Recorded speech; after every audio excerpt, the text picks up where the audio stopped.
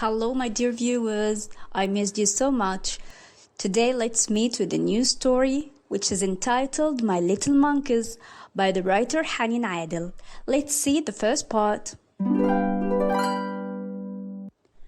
I went to take the kids out, and they brought me a disaster.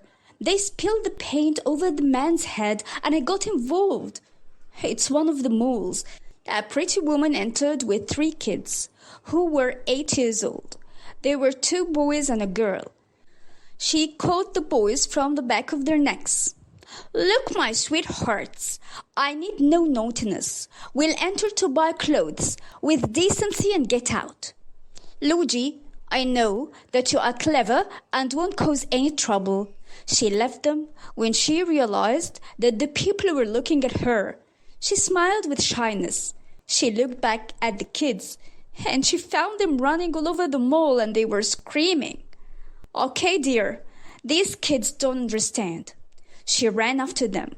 She found one of them entering a shop of electric devices. Before she stopped him from doing anything, he threw the ball he was holding, and it broke the big screen, and he was jumping as if he has done the impossible. I opened my mouth out of shock. Tears were about to fall from my eyes. She started to go a few steps back. She ran out of the shop and the boy ran after her.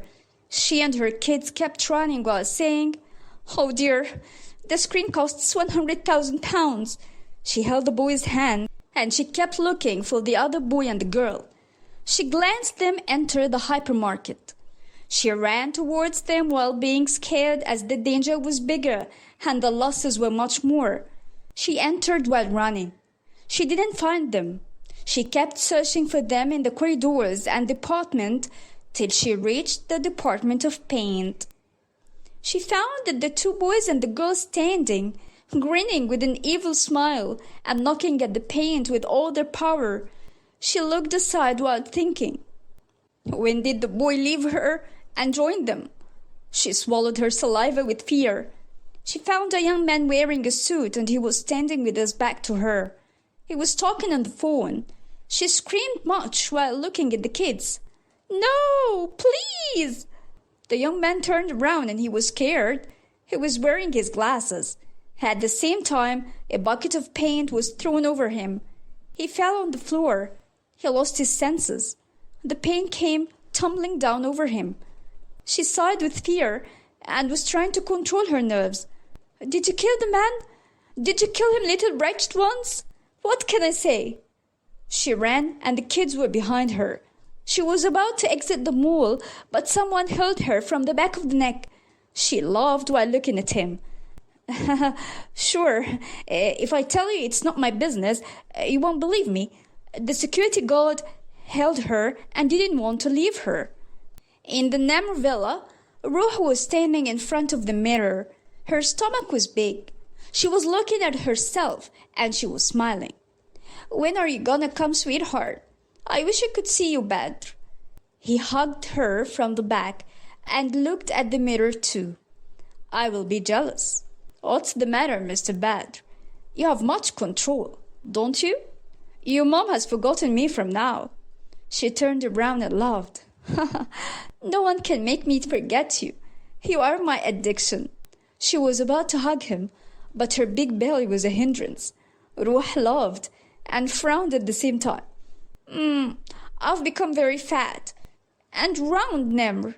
He lifted the fringe that was on her face and said, "Who told you this nonsense? You've become prettier." The mirror. He looked at the mirror while she was pointing at her face. Look how the pregnancy has made me look like. It hasn't left a thing, even my face. I've become so ugly." He smiled with love and looked at her. "Honey, you are beautiful in any way." She laughed and said, "Does this mean I'm still beautiful for you?" He was about to kiss her, but the phone ringing stopped him. "Yeah, what?" "Help me!" She got the phone away from her ear while screaming. Nemr sat on the bed and was clapping one hand on the other because he knew who she was. Ruh hung up. After Wad told her what happened, she came near to Nimr, who was putting his hand on his cheek. She smiled and said, Nimr. Nimr exhaled and said, Shoot me. What did Mam Wad do again? Well, this time is better than always. The hypermarket, all the pain in it was on the floor and on someone who lost his senses. Oh, murder. It has become so well now. No, wait. There's still something else. A very huge screen got broken. Oh, again? Oh, that's so fine. It has become hilarious. Paint, screen, and a murder. Stop kidding. Go help her, please. If a believer made a sad person happy in life, God will make him happy in the afterlife. Come on, go quickly. This can't be. Every 2 days, I go and get her out of her problem. I've become tired. One time, she hurt someone's head. And another time, oh, just wait. She had the right to hurt his head. Didn't he raise her? All girls get raised. Why doesn't she listen while being silent? And one day, she stole a dog from its owners. She liked it. She offered its owner a good price. But he refused. No. Can you believe that he was mistaken? No. Another time, I can't enumerate her disasters. Won't we get done with this? And since when she has become your friend? Weren't Mira and Yasmin your friends? Where did you bring her from? Calm down, honey, come on. Go get her out of the problem, dear. Please. For me. Namorti. Which police station is she in? I love you. Nimr entered the police station and knocked at the door. Come in. He entered. The officer stood and said, Have a seat. Yunus looked at Wad, who was crying. The children were standing in fear. What is the size of the damage, Mr. Ahmed? The damage is estimated by 100,000 pounds, and the man is at the hospital right now. A report will be sent to us now. There was knocking at the door. A soldier came in. The report was in his hands. The officer looked at it and folded it. Reassure me, Mr. Ahmed. Unfortunately, the man got into a coma. Till he got to his senses, we will keep the lady. At that moment, Wad cried heavily. Oh dear, you to God, you destroyed my future. They held their ears because of her loud voice. The officer shouted and said, Stop, be silent. She put her hand on her mouth. Poor unlucky Wad. I said silence. Okay, Nimr said. What is the solution now, officer? She has to pay what she broke up. I looked at Wad, and she cried even more. Yunus said, How much? The officer said with a smile, as if he was happy for her, I've just said 100,000 pounds. Nimr looked at her while he was trying to hide his love. Hey, Wad, are you gonna pay or what? She scratched her head and twisted her mouth. Please, could you get it a little down? May God bless you. The officer spoke loudly and said, Are we gonna bargain or what? Nimr looked at her and said, Hey, what are you gonna do? She hit the floor and said, Okay. She got out her checkbook and she wrote while her hand was shaking and she was crying. Then she stretched her hand to the officer. Whenever he tried to take it, she pulled her hand away. At the same moment, Nimr interfered and pulled it from her hand and handed it to the officer. She looked at her kids and stared as if she wanted to kill them. Then she headed towards the door and then heard the voice of the officer. Wait there! Where are you going? I will leave. How are you gonna leave? Haven't you got the money you wanted? This is the right of the mall's owner. We are done with that. What remains is the right of the man who is in a coma. What do I have to do? Am I the one who dropped the paint over him? Check out the cameras. I got nothing to do with this. We already checked them out. And so you were holding the shelf. She remembered and said, No. When the man turned around, she got out running. She held the shelf and was trying to protect him. But she couldn't, so it dropped over him. Watt said, "Still, I did nothing. I was trying to help him." The officer said, "When you were trying to help him, why did you run?" Because I don't like problems, and I'm a chicken. And what do you want after all of that? You're gonna honor us with your stay here for a few days, when the victim comes to his senses." "What? Has he become a victim? Am I gonna stay here in the prison with criminals? It has become so good now." Her face turned to sadness and she started to cry. "Hey, I am so kind. Let me go, and I won't tell anyone." "Officer, could you find any solution?" "Please, Eunice, don't leave me." "Don't worry. It will be all right." "Yes, it will be so all right. I realize that." "Hey, why don't you cut it out? We know that you are kind." The officer looked at Nimr and said, "We won't get her out till the man gets to his senses and says she was really helping him out or not." "I swear I did nothing. How come that someone cute like me thinks of killing? Can't you see what a female I am?" She approached the kids and held them from the back of their necks. "All this is because of you. You to God. You to God." Nimr said, "I will go check on him and see his condition. But please, don't put her into prison. Keep her here, please, today, till I see the development of his condition." The officer looked at him and her. "I know that there will be trouble, but please, handle it. Come on, boy. I want no sound."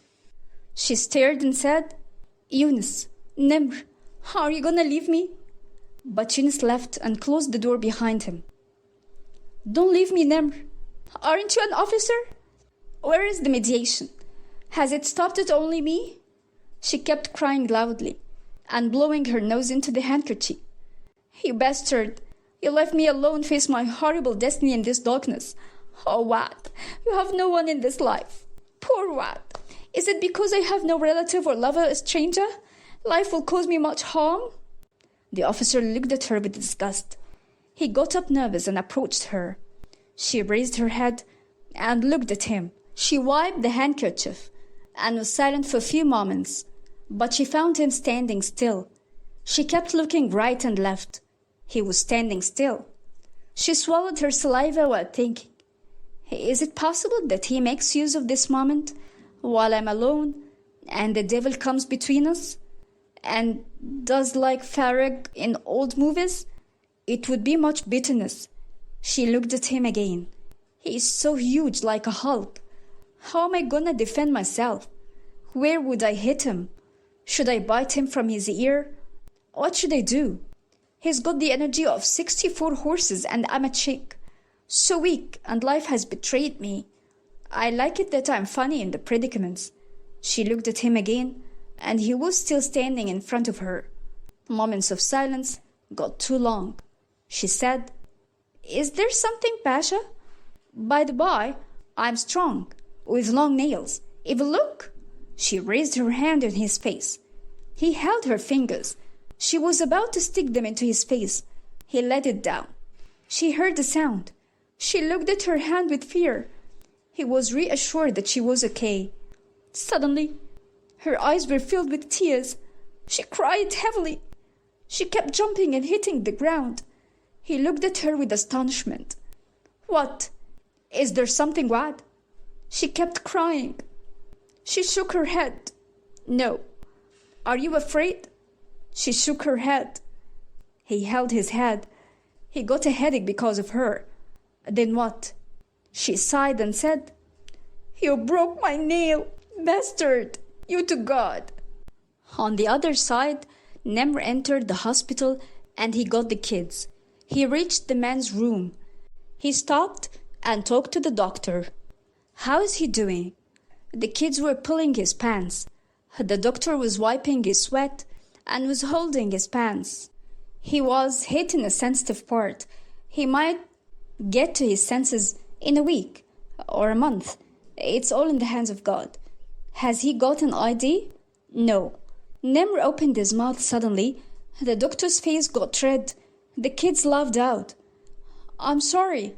Suddenly, the doctor pulled up his pants quickly as they got down. "Never mind. Excuse me. The doctor looked at the kids with disgust. They were getting their tongues out and laughing. One of them was walking after him. He approached him. He walked faster and held his pants and ran. Nemr looked at the sleepy man in bed. He looked at the glass in his head, which had a bandage, and his face was covered. He walked while looking at the kids. He was so nervous at them. He got into his car, and he got them in. I want to pee. Nemr laughed and looked at him. Look, we stopped at a rest house for 10 times before we reached here. Do you believe that if you are not silent and if you pee here, I will let you lick it with your teeth? I am not like either Wad or the doctor. I can step over you, kid. I want to pee. Oof. It's over. Better. He drove his car. The boy looked at him and they all were so nervous. They didn't know how to be silent for 10 minutes. At the officer's room, the officer said, Shut up. It was just a nail. Wad said while crying, If you knew how much I worked hard to raise it, you wouldn't have said so. I used nail hardener and I kept it in a good shape, as if it was my son. You can't realize the size of hardship I went through because my nails are weak. I was told so at the beauty center. This is why I use... Shut up! Stop! Are you shouting at me as I am a weak girl and... What then? He said and held his head in his hand. He looked at her and he was nervous. I won't get nervous. I won't get nervous. I'm already a tired man who has sugar. What? Do you have sugar? Yes. So why don't you give me a kilogram? A moment of silence prevailed the place. She became so funny. What? What happened? What's wrong? Are you tired? Or have you slept or what? What? Why are you frozen like that? On the other side, Nemr stopped before an orphanage. He got the kids out of the car. He was sure that they entered, and he drove away. His phone rang. It was Ruh, who was screaming and saying, Help me! I'm giving birth! On the other side, she stood and approached the officer slowly. Hey, Captain, what's wrong? He held up his head while taking his breath hard. He was pointing at the office drawers. She opened it fast. She found a pistol. He stood after, taking his breath. He held a handkerchief. He took it from her, and she was astonished. Yeah, this is fine. Your handprints are on the pistol. If you aren't silent, I will kill myself and put the crime on you. What? What? Won't you wait till I get over the first murder? Have mercy on me. What's that oppression? He sat on the chair and he held his head for the 3rd time. He asked for a cup of coffee and drank it. She was sitting and was crying. She spat in the handkerchief. She cried more. He got up and came near her and sat beside her. Look, don't worry. Everything will be okay. You're afraid, aren't you? No. Are you tired, psychologically or physically? Not either. Then what? Frankly speaking, I'm embarrassed to tell you. Do you want to go to the WC? No, it's okay. All people go there. Why would I be embarrassed? Then what? Is it a ladies' thing? No, no shame is in religion, and no shame is in science either. Then what are you trying to say? What do you want? Frankly, I'm hungry. Dears, here we come to the end of the first part of the new story, My Little Monkeys. I hope that you liked it. If you liked it, press like, subscribe to the channel, and activate the bell so that you can hear from us and from our stories. Thank you for watching. Until I meet you with the second part, I wish you the best of everything. Goodbye.